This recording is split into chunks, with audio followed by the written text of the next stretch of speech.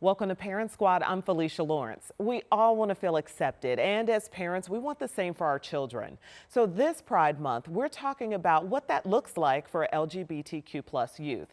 I'm joined by IYG Senior Director of Engagement and Advocacy, Zoe O'Haillin-Berne. Thank you for being here. Absolutely. Thanks for having me on. Welcome. This is an important conversation because there are families around this country that are dealing with some of these tough conversations.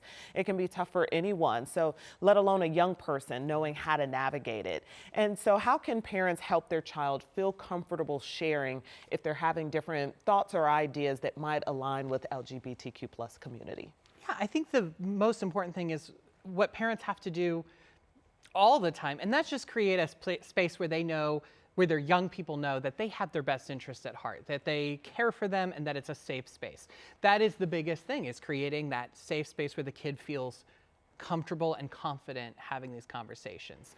And that can start as easily as just modeling that you don't have any preconceived notions of who they are. So even if you don't think that your kid is LGBTQ, just being mindful of the words you use. So talking about future relationships, you might say, you know, if you marry someone, not when you marry a nice girl or when you marry a nice boy, you know, making it clear that, you know, we accept that you may not get married, or you may marry someone of the same gender, different gender, just creating that open space, and then also leaving room for self-expression. So if your kid is pulled to wearing clothing that, you know, maybe it's a little not within the gender binary, or, you know, they want to dress more femininely than you would expect, just giving them that safe space where they don't feel judged, where they feel like they can really talk to you. I think that is how you create that strong foundation. Okay, I'm going to push back here because this is a safe space here, and we want our parents to be able to ask questions. A lot of people feel like they don't have a place to ask the right questions, and I know you're going to break it down for us. So when parents hear that, they're like, well, as a parent, you always have like the picture of how you want your child to be raised. You want them to get married, have kids, marry a doctor, you know, whatever the case is, or the dream you have for your kid. So someone hears what you're saying and they're like, wait, but that doesn't align with the path I want to guide them on. So, but what I kind of hear you saying on the underside, underneath in the context is, between the context, I guess you could say that, is you can have a way that you want to raise them, but at the end of the day, you want them to still know that you can be the safe space and the place that they can get love and acceptance. Absolutely. And I mean, I'm not saying that you shouldn't give any guidance or any kind of share your dreams for your children. You absolutely should. But just making sure that when you do it, you're clear that, you know, even if this isn't what's right for you, I still love you and I still accept and support you. Yeah, even if it's not what I think you should exactly. do. And that's the you know, big as thing. parents, we're going to tell you what we think. I was very fortunate that I was raised by a mom who was very clear about, she's like, I don't understand or see things exactly the way you do, but that's why it's your life. And so she always made it clear what she had, you know, what she hoped my life would be, but she was also very clear that she's like, you know, you found your own path, and that's wonderful in itself. And sometimes when you give the kids that range to find their own path, they'll strike out and go someplace you never thought they could. Yes. Acceptance, love and acceptance is certainly important. What are some of the mistakes that well-intentioned parents make? I think probably the key mistake that some make is they get so excited so fast that they almost they kind of jump to a conclusion or start planning before their kid comes out. So, you know, like, you know, there's sometimes sometimes you have a feeling that someone might be gay or they might be trans and whatnot.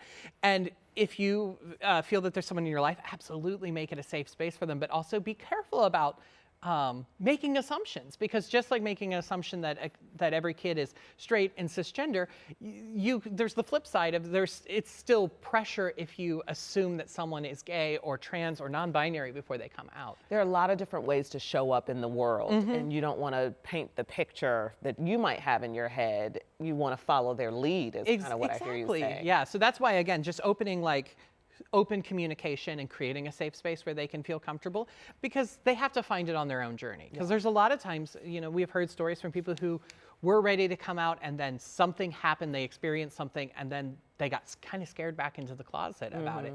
And, you know, sometimes that's, you know, they were ready to come out and everyone's like, oh, we already knew you were gay. And like, that can be a little, I see how people think it's well-intentioned, but then the kids are like, I've been over here struggling for my life to figure out who I am. And, you know. I think it sounds like communication is what's important here. So how do you create that open line of communication between our children and our parents?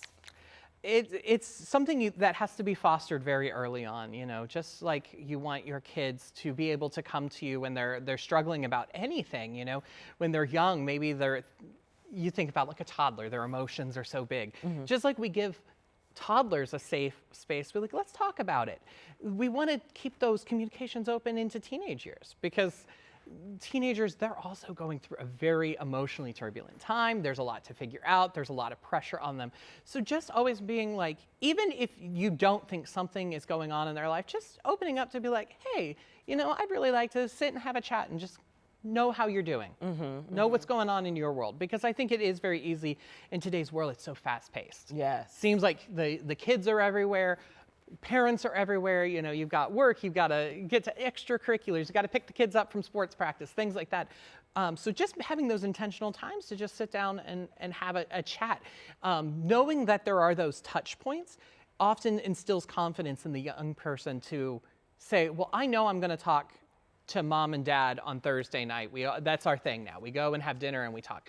So if there's something weighing on them, they know there is a time where they can start to broach the topic. Absolutely. Whereas if there's not those regular touch points, or maybe the parents always seem busy, the kids sometimes feel, oh, well, mom and dad they've got a lot on their plate, or they don't have interest. Yeah, exactly. They're too busy for me. Yeah, so just making sure that your kids know, I'm here, I'm interested, I want to know, and I want to help you through what you're going through. Because I think teenagers, in many ways, are forced to grow up very fast, and it seems like they're adults by the time they're in high school. It does go fast. Yeah, it does go really fast. And I think a lot of kids feel that pressure to put on that maturity and that to have it figured out. Yeah, exactly. Right? So I think by making sure the kids know, hey, I'm still your parent. I'm still, you know, even if you're not a parent, your grandparent, aunt, uncle, just know I'm still part of your life. I still care about you. Just because you're not a small child anymore and you do have more self-sufficiency, I'm still here to support you and help you through whatever you need help. One thing I think is cool about what you're explaining and breaking down for us right now is that you want parents to leave room for the gray area so that if they are questioning or unclear about how they want to live their life or show up in the world, that you're leaving some space for the gray. That's why you said don't just go full throttle and assume, or if they tell you, oh, I think I identify like this, all of a sudden you're walking around in rainbows and glitter or something like that. Don't go, because not everybody shows up in the world like that. And maybe they're questioning. How do you leave room for a child that might be questioning? Just, again, those communications, like I think one step that people kind of miss sometimes is when a young person comes out is asking them, what is the next step you would like to take? Because sometimes parents do get a little overexcited and they go and they go and tell everyone, like, oh, I called grandma and grandpa already, and I, you know, I talked to the aunt and the neighbor, and we're going to have a coming out party and the fellowship hall of the church, you know, like things like that. Like everyone wants to go out and have this big pride celebration for their family member when they come out, which is wonderful that they want to do that. But you need to have that conversation. Like, do you want me to tell grandma and grandpa, aunts, uncles? Do you want to? If your kid comes out to you as trans, you know, start talking about like, well, when do you want to try and start presenting to people in public? Like, do we keep this quiet for now? Do you want to go out and buy new clothes today? You know. So what if as a parent you're really 100% against what they're saying and how they want to show up in the world and how they want to live their life? What if you're just 100% against it? You don't understand it and that's not what you want for your child? I think then it becomes a matter of seeking the support you need, because a lot of times parents put whatever they feel or they know onto their kids. And so like, I don't believe this. Well, yes, maybe you don't believe that in this, but your kid does. Your kid is in their body, they're in their mind. They know themselves better than anyone. So one of the things I think that any parent should do, like when they struggle in anything, seek parent counseling. You know, seek to talk to someone else and get a better understanding, because we see it all the time at IYG that a parent will be like, I don't believe in this. I think my kid is confused. I think my kid has been misguided. But when they really sit down and talk to their kids and sit down and talk to professionals, they discover that there's just, you don't know what you don't know. And sometimes there's just, like I said before we went on the air, like some people just, there's ignorance. It's not malice. It's not them bad trying. intentions. Yeah, no, not at all. It's just they don't understand. And that's how human nature kind of works, is if you don't understand something, you tend to shy away from it. So there was a key question that you just said that I want to underscore, because regardless of where you sit and your own personal thoughts about the LGBTQ plus community or a questioning child or any of those things, you said, what would you like, I think you said, what would you like the next experience to be? Or how would you like to proceed further?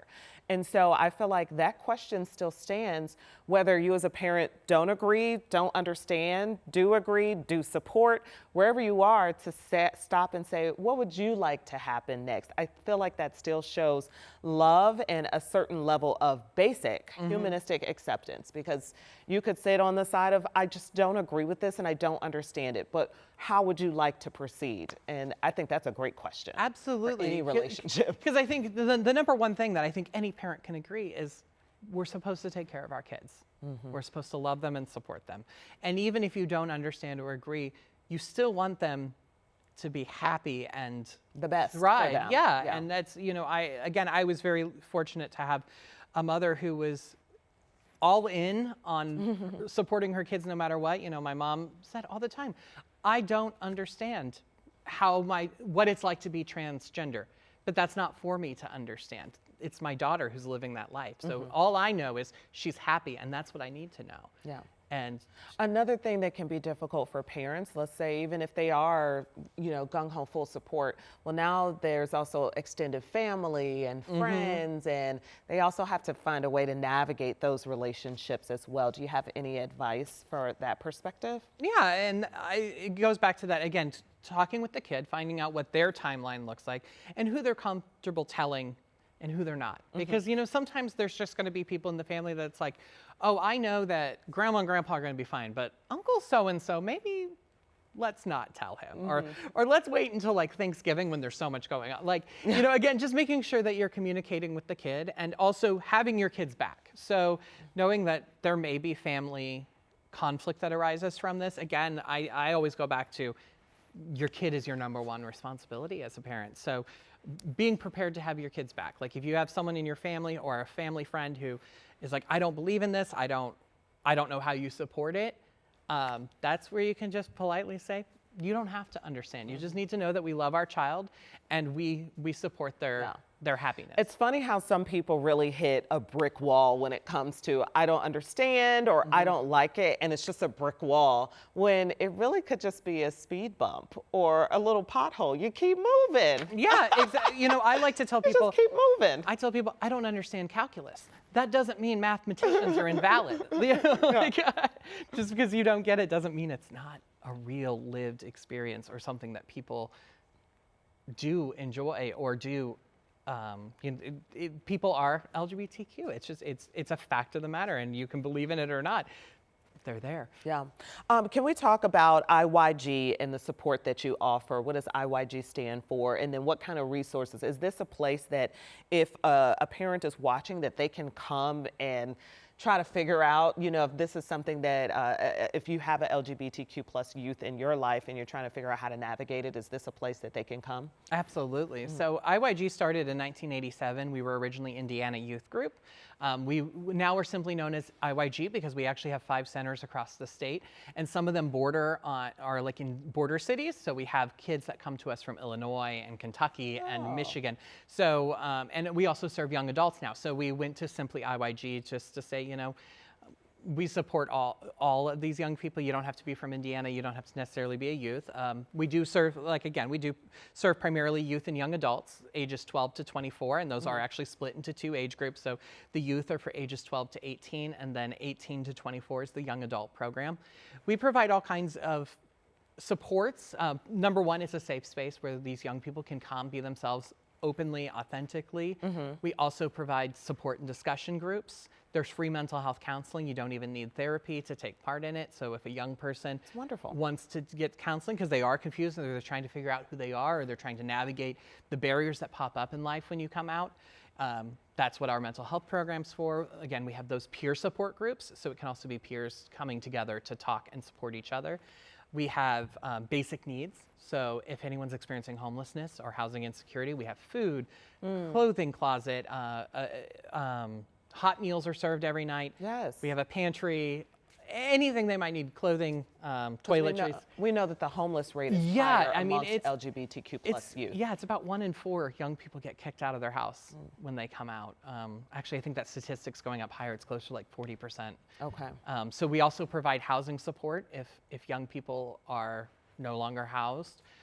We have shower facilities, so if they're living in the street or couch surfing, they can come, get a hot shower, wash their laundry. Yeah. We're just providing those safe spaces for them to be themselves. Okay, well, thank you for the work you're doing in the community. We know that this show, Parent Squad, airs in a lot of different places around the country. Hopefully you can seek out some resources in your community. I love that you said that you do get people from Illinois and Michigan and Ohio, some of the surrounding states that end up coming to seek resources. So I love that you're not turning anyone away just because of their address. This can be a tough conversation, tough for parents to navigate. And so thank you for letting me kind of challenge you on some of the questions and bring the other side into perspective so that hopefully this can at least foster some understanding and that there can be some conversations that are happening. Thanks for being open for that. Of course. Yes. Okay. Zoe is here. We have so much more on IYG. We have a link at WTHR.com/Parent Squad so you can find out more.